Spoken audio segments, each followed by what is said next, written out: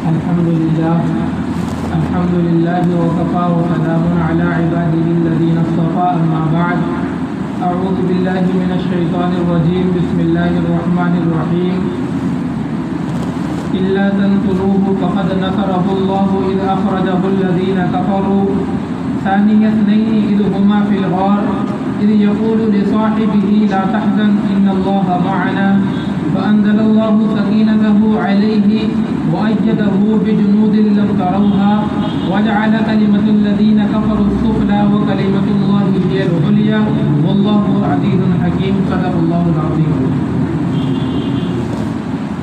محترم سامعین، حضور اکرم صلی اللہ علیہ وسلم کی سیرت اور آپ علیہ الصلاۃ والسلام کے مکی زندگی کے احوال اور واقعات جو مشہور ہیں اور موٹی موٹی چیزیں ہیں وہ میں آپ کے سامنے بیان کر رہا ہوں.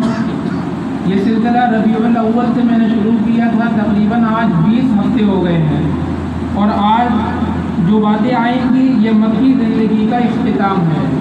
یعنی آپ علیہ الصلاۃ والسلام کی مکہ میں جتنے سال کی زندگی ہے 13 سال، وہ 13 سال کی زندگی کا اختتام ہے، اور اس کے بعد میں پھر مدنی زندگی شروع ہوتی ہے. تو یہ مکی زندگی کے احوال آپ کے سامنے آ جائیں گے، اور اس کے بعد میں جب اللہ کو منظور ہوگا انشاءاللہ مدنی زندگی کے احوال کو بیان کیا جائے گا. گزشتہ جمعے میں نے آپ کے سامنے بیان کیا کہ اللہ کے نبی علیہ الصلاۃ والسلام حضرت ابوبکر رضی اللہ تعالیٰ عنہ کے ساتھ میں مکہ سے ہجرت کی نیت سے نکل گئے، اور آپ علیہ الصلاۃ والسلام ایک کافر کے پاس میں گئے جس کا نام عبداللہ بن اریقط تھا. اس سے آپ نے معاملہ کیا کہ مدینے تک میری رہبری کر دینا، اور اس کو اجرت وہاں پر طے کر دی، اور اپنے جو اونٹ تھے دونوں اونٹ اس کو دے دیے، اور یہ کہہ دیا کہ 3 دن کے بعد غار ثور کے دہانے پر آ جانا. 3 دن کے بعد میں ہم مدینے کی ہجرت کے لیے نکلیں گے. چنانچہ آپ علیہ الصلاۃ والسلام مکہ سے نکل کر پہاڑ کے اوپر چڑھے، اور چڑھنے کے بعد میں آپ نے فرمایا واللہ انک لخیر ارض اللہ واحب ارض الی اللہ ولولا انی اخرجت منک ما خرجت، کہ خدا کی قسم تو بہترین زمین ہے اے مکہ، اور اللہ کو سب سے محبوب زمین ہے تو. اگر یہ کافر، اگر یہ مکہ والے مجھے یہاں سے نہ نکالتے تو ما خرجت، میں یہاں سے نہیں نکلتا. اس کے ساتھ میں آپ کو ایک اور بات بیان کرتا چلوں. عام طور پر جب 15 اگست یا 26 جنوری کے ایام آتے ہیں تو سوشل میڈیا پر ایک حدیث کے نام سے یہ چلتی ہے کہ حب الوطن من الایمان، وطن سے محبت کرنا ایمان ہے، ایسا اللہ کے نبی نے فرمایا. لیکن یہ حدیث کہیں سے ثابت نہیں ہے، اور یہ حدیث نہیں ہے کہ وطن سے محبت کرنا ایمان ہے.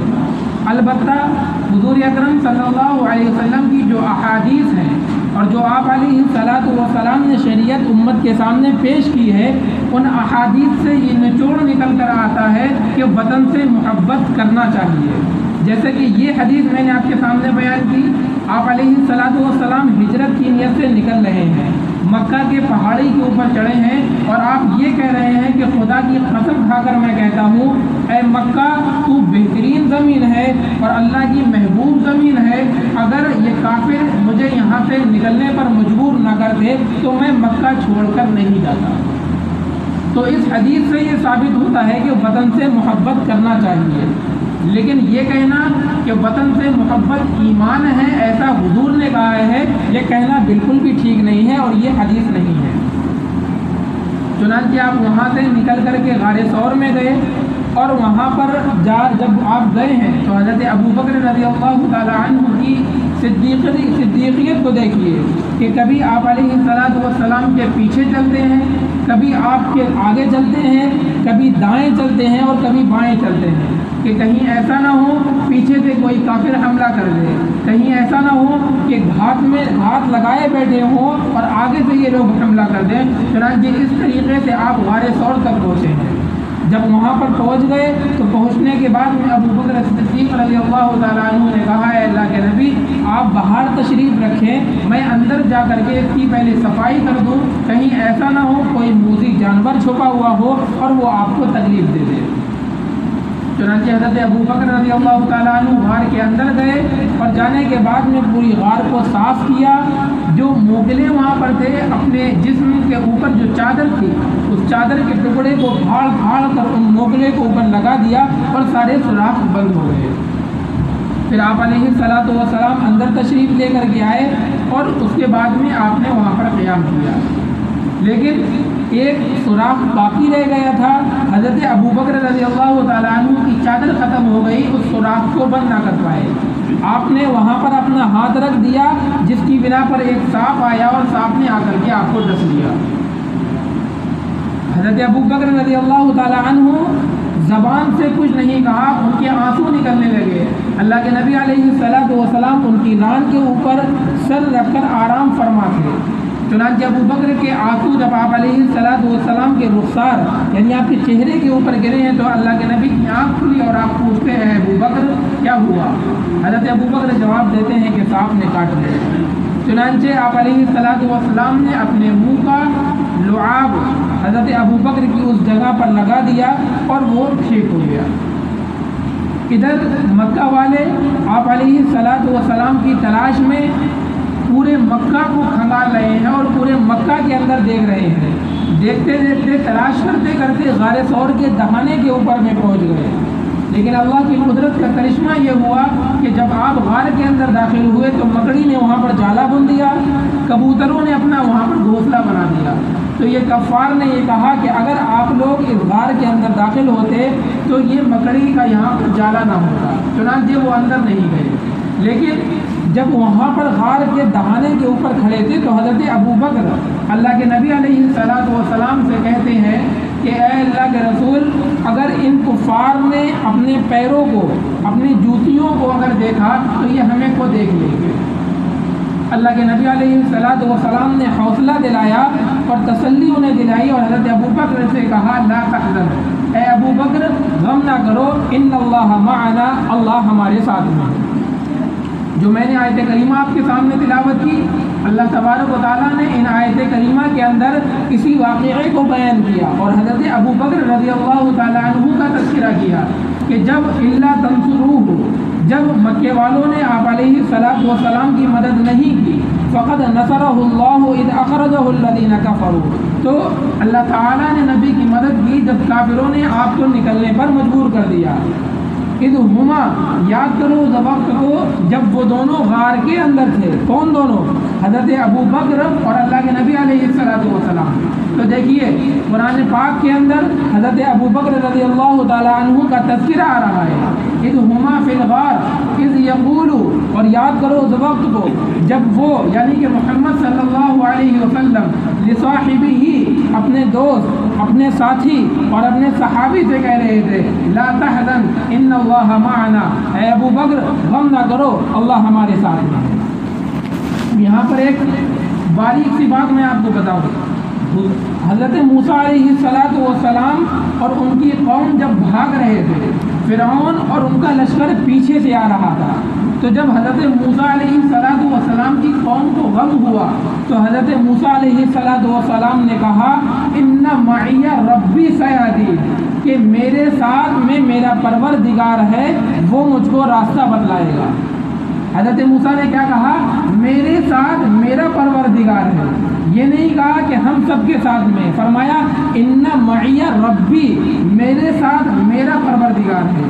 اور حضرت یہ میں آپ کو حضرت ابو بکر کی شان کو بتا رہا ہوں۔ اللہ کے نبی علیہ الصلوۃ والسلام جب حضرت ابو بکر کو غم ہو رہا ہے تو حضرت ابو بکر سے آپ یہ نہیں کہہ رہے کہ میرا رب میرے ساتھ میں ہے، وہ مجھ کو راستہ بتلائے گا۔ اللہ کے نبی کہہ رہے ہیں ان اللہ معنا، اللہ ہمارے ساتھ میں ہے، یعنی اللہ میرے ساتھ میں بھی ہے، اللہ تمہارے ساتھ میں بھی ہے۔ ان اللہ معنا، اللہ جتنا میرے ساتھ میں ہے اللہ اتنا تمہارے ساتھ میں ہے۔ یہ حضرت ابو بکر کی شان صحابیت اور ان کی یہ فضیلت اور ان کا یہ مرتبہ ہے کہ حضرت موسیٰ نے اپنی قوم سے کہہ دیا کہ میرا رب میرے ساتھ ساتھ میں ہے، اور اللہ کے نبی اپنے ساتھی سے کہہ رہے ہیں ان اللہ معنا، اللہ ہم دونوں کے ساتھ میں ہے۔ چنانچہ وہ 3 دن آپ علیہ السلام نے وہاں پر قیام کیا۔ حضرت ابو بکر کے بیٹے رات میں تشریف لے کر کے آتے، مکہ کے احوال بیان کر کے چلے جاتے۔ حضرت ابو بکر کا چرواہا اپنی بکریاں لے کر کے آتا اور دودھ آپ علیہ السلام اور حضرت ابو بکر کو پلا کر کے وہاں سے چلا جاتا۔ جب 3 دن گزر گئے تو وہ عبداللہ بن عریقہ ان اونٹنیوں کو لے کر کے آ گیا۔ آپ علیہ السلام سوار ہوئے اور سوار ہو کر کے ایک دوسرے راستے سے مدینے کے لیے نکل گئے۔ ادھر مکہ کے اندر کفار نے آپ علیہ السلام کے اوپر 100 اونٹ انعام رکھ دیے کہ جو بھی محمد کو پکڑ کر کے لائے گا، زندہ چاہے مردہ، اس کو 100 اونٹ ملیں گے۔ اس انعام کی لالچ کے اندر تمام مکہ والے نکل گئے آپ علیہ السلام کو تلاش کرنے کے لیے۔ راستے میں آپ ام معبد کے خیمے میں پہنچے، وہاں پر ایک آپ کا واقعہ رونما ہوا کہ ان کے جو جانور تھے اس میں بالکل بھی دودھ نہیں تھا۔ آپ علیہ السلام نے تھن میں ہاتھ لگایا، ان میں دودھ آ گیا، چنانچہ آپ علیہ السلام نے پی لیا۔ پھر وہاں سے جب آپ آگے چلے تو سراقہ بن مالک آپ کو پکڑنے کے لیے آیا۔ جب وہ آگے بڑھا تو اونٹ سمیت اس کے پیر ڈھک گئے۔ جب اس نے توبہ کری تو پھر سے نکل کر کے چلا گیا۔ پھر دوبارہ آپ کو پکڑنے کے لیے آیا، پھر یہی واقعہ ہوا۔ دوبارہ پکڑنے کے لیے آیا، پھر یہی واقعہ ہوا، اور اس کے بعد میں اس نے توبہ کر لی اور اسلام لے کر کے آ گیا اور وہاں سے کے چلا گیا۔ پھر وہاں پہ لوگ آئے اور آنے کے بعد میں آپ علیہ السلام کو پکڑنے کے لیے آتے، لیکن اسلام لے کر کے آتے اور واپس وہاں سے چلے جاتے۔ یہ آپ علیہ السلام 27 صفر کو نکلے ہیں مکہ مکرمہ سے، سن 13 نبوی ہے، 27 صفر ہے۔ چنانچہ آپ وہاں سے ہوتے ہوتے 1 ربیع الاول کو قباء میں پہنچے۔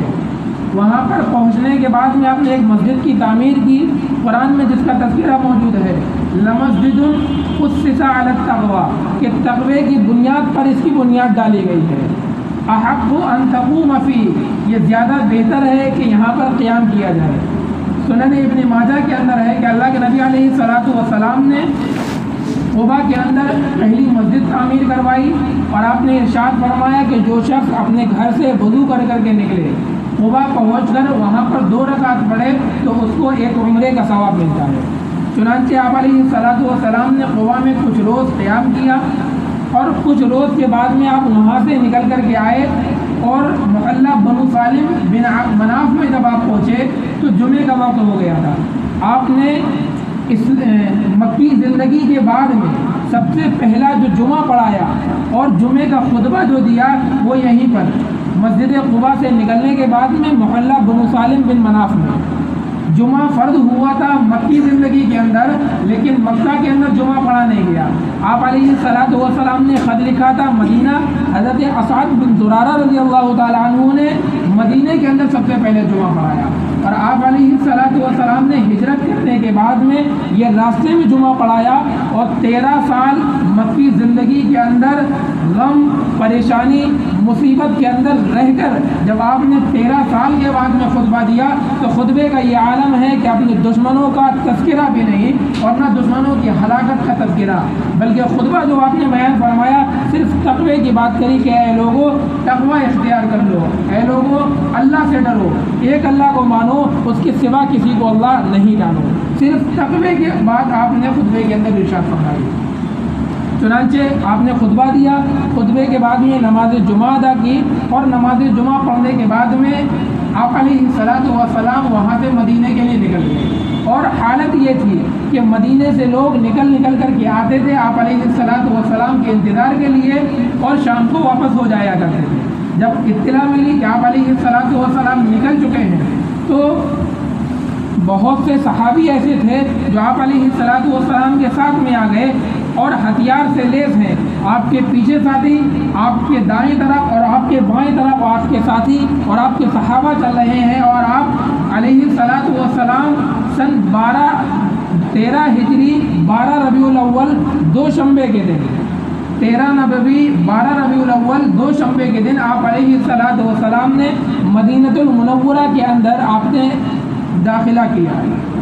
आपको देख करके वहाँ की औरतें, वहाँ की बच्चियाँ और वहाँ के सहाबा तमाम के तमाम अपनी छतों से, अपने घरों से बाहर निकल करके आए और आकर के ये अशआर पढ़ रहे हैं, तलअल बद्रु अलैना मिन सनिय्यातिल बिदाई वजब शुक्र अलैना मा दआ लिल्लाहि दाई अय्युहल मबऊस फीना जित बिल अम्रिल मुताई, कि 14वीं रात का चांद हमारे ऊपर तुलू होने जा रहा है, हमारे ऊपर लाजिम है और हमारे ऊपर वाजिब है कि इस 14वीं रात के तुलू होने की बनिस्बत हम शुक्र अदा करें अल्लाह तबारक व तआला का। चुनांचे आप अलैहिस्सलातु वस्सलाम मदीने के अंदर दाखिल हो रहे हैं। आपका वहाँ पर कोई घर नहीं, तमाम सहाबा की ये ख्वाहिश हो रही है कि आप अलैहिस्सलातु वस्सलाम मेरे घर के अंदर तशरीफ़ लाएं। आप अलैहिस्सलातु वस्सलाम ने लोगों से कह दिया, ऐ लोगों मेरी ऊँटनी की लगाम छोड़ दो, इसको अल्लाह तबारक व तआला ने हुक्म दिया है, ये ऊँटनी जहाँ पर बैठ जाएगी मैं वहीं पर क़याम करूँगा। चुनांचे आप अलैहिस्सलातु वस्सलाम ने ऊँटनी को लगाम को छोड़ दिया, न दाईं तरफ हरकत दी, न बाईं तरफ हरकत दी, न आगे की तरफ हरकत दी। चुनांचे ऊँटनी चलने लगी और जा कर के जिस जगह पर बैठी वो मस्जिद नबवी के दरवाजे की जगह पर बैठी। वहाँ से हज़रत अबू अय्यूब अंसारी रज़ियल्लाहु ताला अन्हु का मकान पास में था। चुनांचे हज़रत अबू अय्यूब अंसारी आए, सामान लेने की इजाज़त मांगी, आपने अपना सामान उनको दिया और हज़रत अबू अय्यूब अंसारी रज़ियल्लाहु ताला अन्हु अपने घर के अंदर आप अलैहिस्सलातु वस्सलाम का सामान लेकर चले गए। अब एक बात आप और सुने कि अल्लाह के नबी अलैहिस्सलातु वस्सलाम ने जो हज़रत अबू अय्यूब अंसारी के मकान के ऊपर क़याम किया, बहुत पहले मदीना मुनव्वरा के अंदर यमन का एक बादशाह था जिसका नाम था तुब्बा। वो बादशाह 400 उलमा के साथ में मदीनतुल मुनव्वरा से निकल रहा था। वो उलमा यहूद के उलमा थे, तौरात को जानने वाले थे। उन उलमा ने उस बादशाह तुब्बा से ये कहा कि ऐ बादशाह, हम लोग यहाँ पर रहना चाहते हैं क्योंकि नबी आखिरुज़्ज़मा इस जगह पर यानी मदीने के अंदर हिजरत करके आएंगे, हम लोग ये चाहते हैं कि यहाँ पर क़याम करें। चुनांचे उस बादशाह तुब्बा ने उन 400 उलमा के लिए घर बनाए और सबको अलहदा घर दिए और एक आलिम को बुलाया और आकर के उससे कहा कि ये घर मैंने बनवाया है, तुम इसमें रहो, अगर तुम्हारे सामने नबी आखिरुज़्ज़मा तशरीफ़ ले आए तो ये घर उन्हें दे देना और अगर तुम्हारे सामने ना आए तो अपने बेटे को वसीयत कर देना कि ये घर नबी के लिए है, ये घर नबी को दे दें। हज़रत अबू अय्यूब अंसारी रज़ियल्लाहु ताला अन्हु उसी यहूदी आलिम के ख़ानदान से हैं। चुनांचे हज़रत अबू अय्यूब अंसारी के घर पर जो ऊँटनी ठहरी है और आप अलैहिस्सलातु वस्सलाम ने अबू अय्यूब अंसारी के घर में क़याम किया है, तो अगर ये कहा जाए आप अलैहिस्सलातु वस्सलाम ने अपने ही घर पर क़याम किया है तो ये बेजा नहीं होगा, क्योंकि वो बादशाह ने घर अल्लाह के नबी अलैहिस्सलातु वस्सलाम के लिए ही बनाया था कि जब नबी आखिरुज़्ज़मा तशरीफ़ ले आए तो ये घर उनको दे दिया जाए। चुनांचे आप अलैहिस्सलातु वस्सलाम नीचे के मंजिल पर रहे और अबू अय्यूब अंसारी ऊपर की मंजिल पर चले गए। इस बिना पर कि मुझसे सहाबी मिलने आएंगे, कहीं ऐसा ना हो अबू अय्यूब अंसारी को या इनके घरवालों को तकलीफ़ हो और इनको रहने में दिक्कत आए। आप अलैहिस्सलातु वस्सलाम ने ये तजवीज़ की और ये तायीन की कि हम लोग नीचे के मकान में रहेंगे। चुनांचे आप नीचे के मकान में रहने लगे।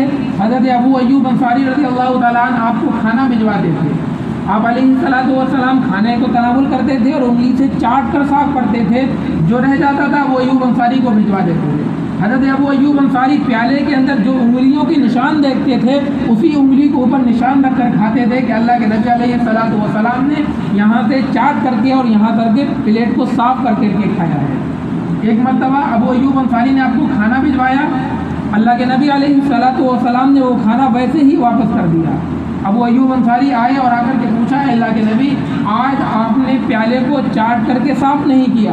तो अल्लाह के नबी ने फरमाया, मुझे उसमें प्याज की और लहसुन की बू महसूस हो रही थी, तो चूँकि मेरे पास फरिश्तों का आना जाना लगा रहता है और फरिश्ते इस बू से थोड़ा कतराते हैं, इसलिए मैं इस खाने से परहेज़ करता हूँ। तो जब वो अय्यूब अंसारी ने उस वक्त से उस खाने को जिसमें लहसुन और प्याज डला हो खाने को छोड़ दिया और उस खाने को नहीं बनवाया करते थे। चुनांचे ये 13 नबवी थी और इसके बाद में اس کے بعد میں ہجری شروع ہوئی۔ کچھ لوگ کہتے ہیں اللہ کے نبی علیہ الصلوۃ والسلام نے ہجری کی شروعات کی، اور جمہور یہ کہتے ہیں حضرت عمر کا جب دور آیا تو حضرت عمر نے ہجری کی شروعات کی۔ ہجری کی شروعات اللہ کے نبی علیہ الصلوۃ والسلام جب مکہ سے نکلے تھے وہیں سے ہو گئی تھی۔ مکہ سے جب آپ علیہ الصلوۃ والسلام نکلے، میں نے آپ کو بتایا 27 سفر تھی۔ اب ہجری کی شروعات سفر سے کی جائے یا محرم سے کی جائے، اس میں اختلاف ہوا۔ تو لوگوں نے، صحابہ نے یہ کہا کہ آپ علیہ الصلوۃ والسلام سفر سے نکلے ہیں، لیکن آپ کے دل کے اندر داعیہ محرم سے ہو رہا تھا، چنانچہ محرم سے سن نبوی کی شروعات ہو گئی، اور یہاں سے جب آپ علیہ الصلوۃ والسلام ابو ایوب انصاری کے گھر میں ہیں، یہاں سے ایک نبوی کی شروعات ہو گئی، اور سن 10 ہجری تک آپ علیہ الصلوۃ والسلام زندہ رہے۔ اللہ تعالیٰ کو منظور ہوا انشاءاللہ بعد میں آپ کے سامنے یہ مدینے کی زندگی کے احوال کو بیان کیا جائے گا۔ اللہ تبارک و تعالیٰ آج تک اور اب تک مکی زندگی کے جو احوال بیان کیے گئے، اللہ کے نبی علیہ الصلوۃ والسلام کی اس سیرت کے ہم کو اپنانے کی توفیق عطا فرمائے، خود مجھ کو اور آپ کو اس پر عمل کرنے کی توفیق عطا فرمائے۔ وآخر دعوانا ان الحمد للہ رب العالمین۔